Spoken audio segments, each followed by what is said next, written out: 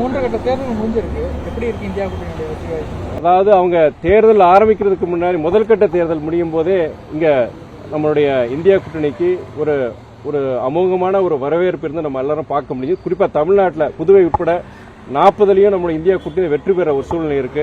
அதே போல second phase third ஃபேஸையும் பார்க்கும்போது நீங்க இந்தியா கூட்டணி வெற்றி பெற ஒரு வாய்ப்பை தான் நாங்கள் பார்க்கிறோம். அதனுடைய வெளிப்பாடு தான் நம்முடைய பிரதம மந்திரியா இருக்கட்டும், இல்லாட்டி பாஜக முக்கிய தலைவர்களாக இருக்கட்டும், ஒரு விரக்தியின் ஒரு இதாக தான் நாங்கள் பார்க்க முடியும். தொடர்ந்து இந்த ஜாதியை வச்சு பேசுறது, மதத்தை வச்சு பேசுறது, அதாவது எப்படியாவது இந்த தேர்தல் நம்ம வெற்றி பெற்றே ஆக வேண்டும் என்கிறதுக்காண்டி தவறான கருத்துக்கள், பொய்களை, வதந்திகளை பரப்புறது, மதம் சார்ந்த அந்த ஜாதியை சார்ந்த சில வதந்திகளை பரப்புறது.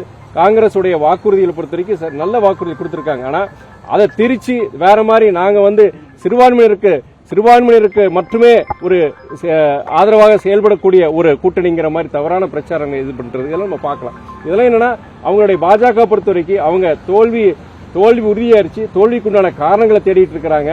அதனால தோற்றக்கூடாதுங்கிறதுக்காண்டி இது போன்ற சில பிரச்சாரம் ஈடுபட்டு நம்ம பார்க்கலாம். செய்திகளை உடனுக்குடனும் துல்லியமாகவும் தெரிந்து கொள்ள சப்ஸ்கிரைப் பண்ணுங்க.